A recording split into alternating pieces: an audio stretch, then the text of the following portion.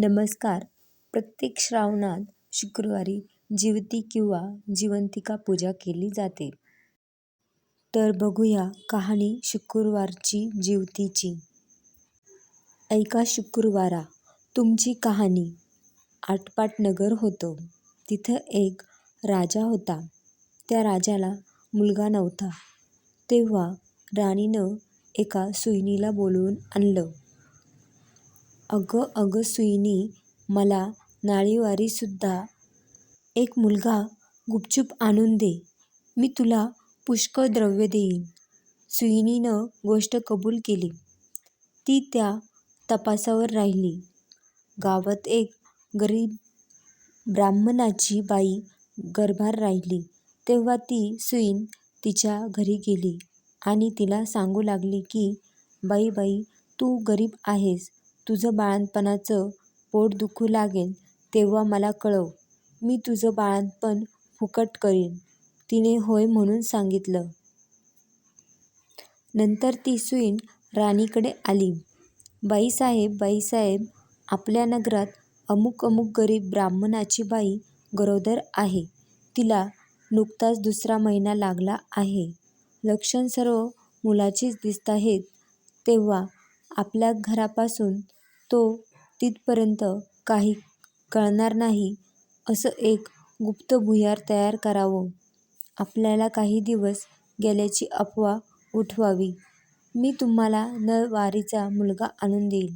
असं ऐकल्याबरोबर राणीला मोठा आनंद झाला. आणि जसे जसे दिवस होत गेले त्याप्रमाणे डोहाळ्याचं डंभ केलं.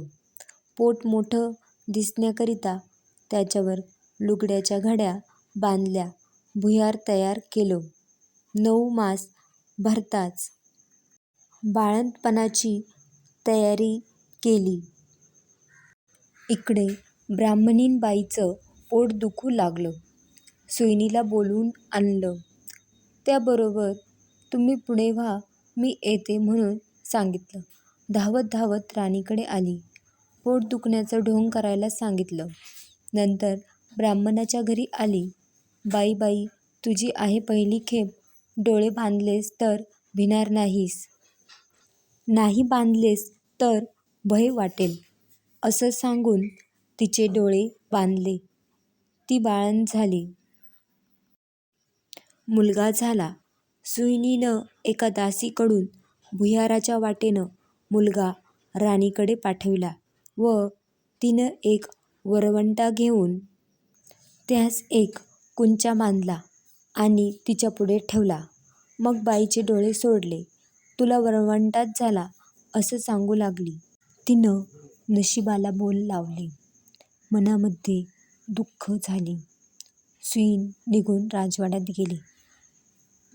राणीसाहेब बाळंतीण झाल्याची बातमी पसरली. मुलाचं कोडकौतुक होऊ लागलं. इकडे ब्राह्मणबाईनं नेम धरला. श्रावणमासी दर शुक्रवारी जिवतीची पूजा करावी आणि नमस्कारून म्हणावं, "जय जिवती आई माते, जिथं माझं बाळ असेल तिथं खुशाल असो." असं म्हणून तिनं तांदूळ उडवावे. ते ह्या मुलाच्या डोक्यावर पडावे. हिरवं लुगडं नेसणं, हिरव्या बांगड्या लेणं वर्ज्य. कारलीच्या मांडवाखालून जाणं वर्ज्य केलं. तांदूळाचं धुणं वलांडणं बंद केलं. याप्रमाणे ती नेहमी वागू लागली. इकडे राजपुत्र मोठा झाला. एके दिवशी बाहेर फिरायला निघाला. त्या दिवशी ती न्हाऊन आपल्या अंगणात राळे राखीत बसली होती. तेव्हा ह्याची नजर तिच्यावर गेली. हा मोहित झाला व रात्री तिची भेट घ्यायची म्हणून निश्चय केला. रात्री तिच्या घरी आला. दारात गाय वासरू बांधली होती. चालता चालता राजाचा पाय वासराच्या शेपटावर पडला. वासराला वाचा फुटली. ते आपल्या आईला म्हणालं, "कोण्या पाप्यानं माझे शेपटावर पाय दिला?" तेव्हा ती म्हणाली, "जो आपल्या आईकडे जावयास भीत नाही तो तुझ्या शेपटावर पाय द्यायला निर्भय काय?" हे ऐकून राजा मागे परतला आणि घरी येऊन आपल्या आईपासून काशीत जाण्याची परवानगी घेतली. काशीत जाऊ लागला. जाता जाता एका ब्राह्मणाच्या इथे उतरला. त्या ब्राह्मणाला पुष्कळ मुलं होत होती. पण ती 5वी-6वीच्या दिवशीच जात असत. राजा आला त्या दिवशी चमत्कार झाला. 5वीचा दिवस होता. राजा दारात निजला होता. 6वी रात्री आली आणि म्हणू लागली, "कोण ग मेलं वाटेत पसरलंय आहे?" जिवती उत्तर करीते, "अगं अगं, माझं ते नवसाचं बाळ निजलं आहे. मी काही त्याला वलांडू देणार नाही. मुलगा आज जाणार म्हणून त्या मुलाचे आई-बाप चिंता करीत बसले होते. त्यांनी हा संवाद ऐकला. इतक्यात उत्तरात्र झाल्यावर ब्राह्मणानं येऊन राजाचे पाय धरले. "तुमच्यामुळे आमचा मुलगा जगला. आजचे दिवस मुक्काम करा," अशी विनंती केली. राजाने ती मान्य केली. त्याही रात्री याप्रमाणे प्रकार झाला. दुसरे दिवशी राजा चालता झाला. इकडे ह्यांचा मुलगा वाढता झाला. पुढे काशीत गेल्यावर यात्रा केली. गयावर्जनाची वेळ आली. पिंड देतेवेळी ते घ्यायला 2 हात वर आले. असं होण्याचं कारण त्या ब्राह्मणांना विचारलं. ते म्हणाले, "घरी जा. साऱ्या गावातल्या बायका-पुरुषांना जेवायला बोलव, म्हणजे याचं कारण समजेल." मनाला मोठी चुटपूट लागली. घरी आला. मोठ्या थाटाचं मावंद केलं. त्या दिवशी शुक्रवार होता.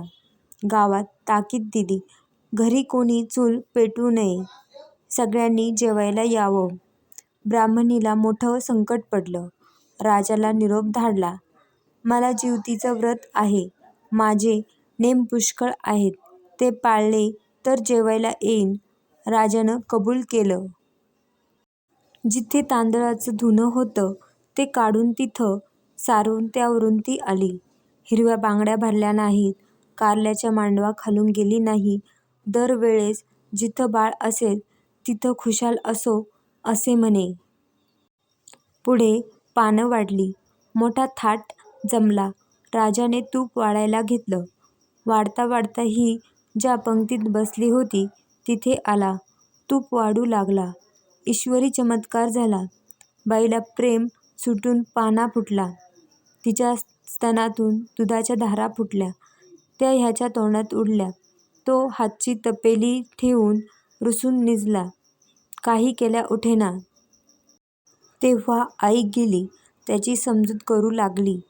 तो म्हणाला, "असं होण्याचं कारण काय?" तिनं सांगितलं, "ती तुझी खरी आई. मी तुझी मानलेली आई." असं सांगून सर्व हकीकत सांगितली. नंतर भोजनाचा समारंभ झाला. पुढं त्यानं आपल्या आई-बाबास राजवाड्यानजीक मोठा वाडा बांधून देऊन त्यातसुद्धा आपण राज्य करू लागला. तर जशी जिवती तिला प्रसन्न झाली तशी तुम्हा आम्हा हो ही साठा उत्तराची कहाणी पाचा उत्तरी सुफळ संपूर्ण. तुम्हाला व्हिडिओ आवडला असेल तर लाईक, शेअर आणि चॅनलला सबस्क्राईब करा. व्हिडिओ बघितल्याबद्दल धन्यवाद.